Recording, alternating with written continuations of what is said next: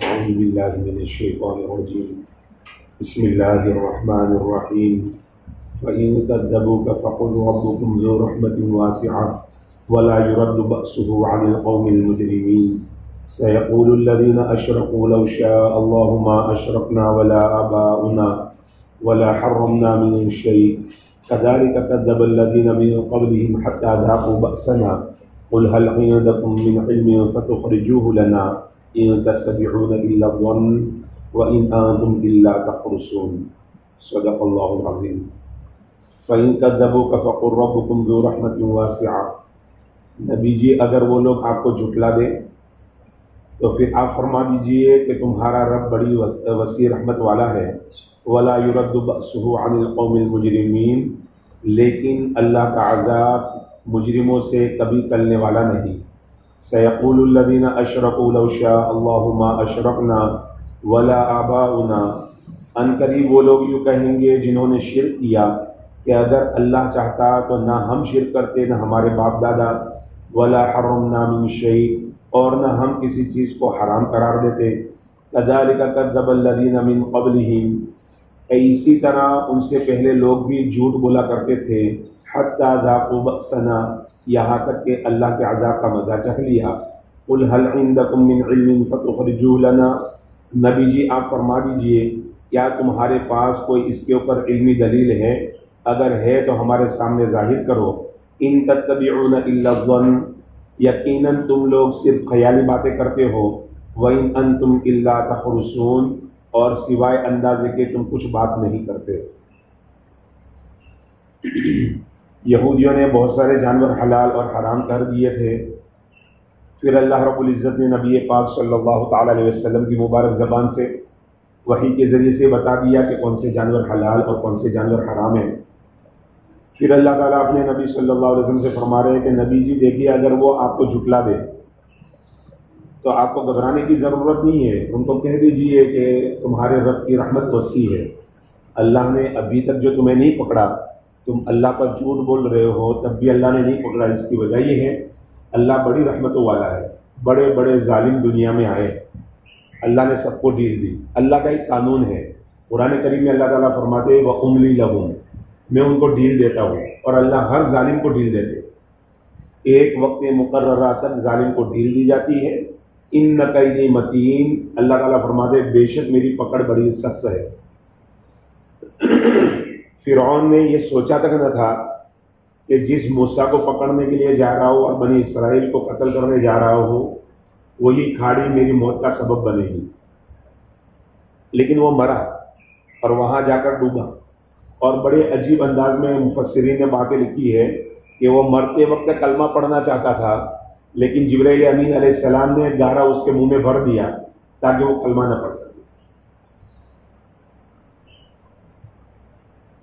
قارون کو زمین میں دسایا جا رہا ہے وہ بھی اس کے جرم کی وجہ سے موسیٰ علیہ السلام جلال میں ہے نبی پر زنا کی تہمت لگی ہے ایسی بدبخت قوم ہوگی جو اللہ کے نبیوں کو بھی نہیں چھوڑ دی تو زنا کی تہمت لگی ہے موسیٰ علیہ السلام جلالی تھے جلال آ گیا اللہ کے سامنے دعا کی میرے مولا تیرے نبی پر ایسی تہمت اللہ نے زمین ان کے تابع کر دی موسیٰ علیہ السلام نے زمین کو حکم دیا وہ نگلتی گئی وہ عاجزی کرتا گیا اور موسیٰ علیہ السلام جلال میں تھے یہاں تک کہ جب وہ پورا دس گیا اور حضرت موسیٰ علیہ السلام کا جلال ٹھنڈا ہوا اللہ نے وحی بھیجی اے موسیٰ اگر قارون ایک بار مجھے پکار لیتا تو میں اس کی پکار سن لیتا اور اس کو بچا لیتا اتنے بڑے ظالموں کے ساتھ بھی اللہ کی رحمت اور اللہ نے دنیا کو چلایا ہی رحمت کے ساتھ ہے اگر رحمت کے ساتھ نہ ہوتا جیسے اللہ کے حبیب صلی اللہ علیہ وسلم کا فرمان ہے کہ اگر دنیا کی وقت اللہ کے نزدیک مچھر کے پر کے برابر بھی ہوتی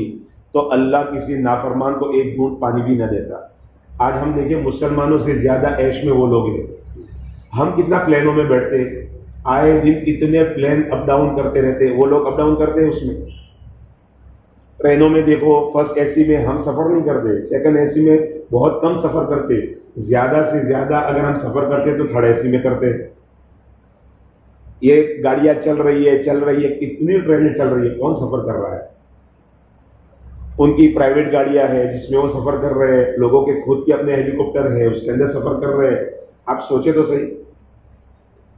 لیکن ایک زمانہ تھا سیدنا حسن رضی اللہ تعالیٰ عنہ کا. حضرت حسن رضی اللہ تعالیٰ عنہ ہمیشہ نعمتوں کا اظہار فرمانے والے تھے. اللہ نے جو نعمتیں دی تھی نا ٹھاٹ باٹ میں رہتے تھے. اللہ نے نعمتیں دی ہے. اللہ قرآن کریم کے اندر فرماتے ہیں سورہ والضحیٰ میں وَأَمَّا بِنِعْمَةِ رَبِّكَ فَحَدِّثْ. اے نبی جی جو نعمتیں تیرے رب نے تجھے دی ہے اس کا اظہار فرما. اظہار کرنے کا اللہ نے حکم دیا ہے. اس لیے علماء نے وہ مسئلہ لکھا ہے کوئی بندہ لاکھوں پتی ہو کروڑ پتی ہو مطلب یہ مالدار ہو پھر بھی پھٹے پرانے میلے کچیلے کپڑے پہنے یہ اللہ کی نعمتوں کی توہین ہے. یہ عاجزی نہیں ہے. نبی سے بڑھ کر عاجزی کرنے والا کوئی نہیں. لیکن اللہ کے حبیب صلی اللہ تعالی علیہ وسلم جمعہ میں مستقل الگ سے کپڑے پہنتے تھے. عائشہ صدیقہ رضی اللہ تعالیٰ عنہ فرماتی ہیں اللہ کے حبیب کا الگ سے ایک جوڑا ہوتا تھا جو صرف جمعہ کے دن آقا پہنا کرتے تھے یا جب کوئی وفد آنے والا ہوتا اور وفد آتا تو آقا پہنتے. پتہ چلا آقا صلی اللہ علیہ وسلم مستقل ایک جوڑا اس طرح سے بھی رکھا کرتے تھے اور آقا سے بڑھ کر عاجزی کرنے والا کوئی نہیں. لہٰذا عاجزی اس کا نام نہیں ہے. سب تو سیدنا حسن رضی اللہ تعالیٰ عنہ اسی ٹھاٹ باٹ کے ساتھ جا رہے تھے. بازار کے اندر ایک یہودی ملا جو خستہ حال فقیر قسم کا تھا. اس نے کہا کہ او رسول اللہ صلی اللہ علیہ وسلم کے نواسے میرا ایک سوال ہے اس کا جواب دو. کیا سوال ہے؟ سوال یہ ہے کہ تمہارے نبی نے یہ فرمایا ہے کہ دنیا مومن کے لیے قید خانہ ہے کافر کے لیے جنت ہے. لیکن دیکھو تو صحیح آپ جنت کے مزے لے رہے ہیں اور میں جہنم کی سزا بھگت رہا ہوں کہ دنیا کے اندر میرے پاس کچھ نہیں ہے اور آپ کے پاس بہت کچھ ہے. سیدنا حسن رضی اللہ عنہ نے اتنا پیارا جواب دیا کہ اے یہودی سن جنت کے مقابلے میں یہ نعمتیں کچھ حیثیت نہیں رکھتی اور جہنم کے مقابلے میں یہ تکلیف کوئی حیثیت نہیں رکھتی. حدیث شریف میں ہے کل قیامت کے دن ایک ایسے بندے کو لایا جائے گا جس نے دنیا کی زندگی تکلیفوں میں گزاری ہوگی. اللہ تعالیٰ اس سے سوال کریں گے میرے بندے دنیا میں کبھی کوئی راحت سکون چین کا اللہ خوشی کس کو کہتے ہیں مجھے نہیں پتا. میں نے تو دنیا میں ہمیشہ تکلیفیں برداشت کی ہے. اللہ تعالیٰ فرشتوں کو حکم دیں گے اس کو جنت کی سیر کرانے کے لیے لے کر جاؤ. جنت کے اندر نہیں جنت کی اللہ کے حبیب صلی اللہ علیہ وسلم فرماتے ہیں نا جنت کی خوشبو جنت سے 500 سال دور تک آئے گی. اب اس بندے کو لے جایا جائے گا جنت کے قریب لے جایا جائے گا. ایک ہوا کا جھونکا چلے گا جنت کا ایسا مست ہو جائے گا جیسے آدمی گرمی میں پسینے میں شرابور ہو کر اے سی میں آ کر بیٹھ جائے. جیسے ہی اے سی والے کمرے میں آدمی پہنچتا ہے اندر سے ٹھنڈک نکلتی ہے آہ نکلتی ہے. بس ویسا ہی معاملہ ہوگا. اللہ فرمائیں گے واپس لے آؤ. اس کو واپس لایا جائے گا. اللہ پوچھیں گے میرے بندے یہ بتا کوئی تکلیف کا اللہ تکلیف کیا ہوتی ہے؟ زندگی بھر تکلیفوں میں گزاری تھی. جنت کا جھونکا لگنے سے پہلے وہ یہ کہہ رہا تھا اللہ خوشی کس کو کہتے مجھے معلوم نہیں. اور اب کیا کہہ رہا ہے اللہ تکلیف کس سے کہتے؟ جنت کے جھونکے میں یہ تاثیر ہے تو جنت کے اندر کیا ہوگا اور جہنم کا معاملہ کیا ہوگا؟ جہنم کا معاملہ یہ ہوگا کہ جہنمی کو اللہ کے حبیب صلی اللہ علیہ وسلم فرماتے ہیں جس کا خلاصہ ہے جہنم کی آگ میں سے نکال کر دنیا کی آگ میں ڈال دیا جائے چین کی نیند سو جائے. وہ جہنم کی آگ کتنی بھیانک ہوگی. تو حضرت حسن رضی اللہ عنہ نے فرمایا جنت کی نعمتوں کے مقابلے میں دنیا کی نعمتیں ہیج ہیں اور جہنم کی تکلیفوں کے مقابلے میں تیری تکلیف بھی بالکل ہیج ہے. تو بہرحال اللہ تعالیٰ فرماتے ہیں اگر وہ جو آپ کو جھٹلا دیں تو کیا کرو تو ان کو بتا دو کہ تمہارے رب کی رحمت بڑی وسیع ہے. لیکن اس گمان میں نہ رہنا کہ جس طرح سے آج تک تمہیں ڈھیل دی ہے آگے بھی ڈھیل ملے گی. نہیں اللہ کی پکڑ بڑی زبردست ہے.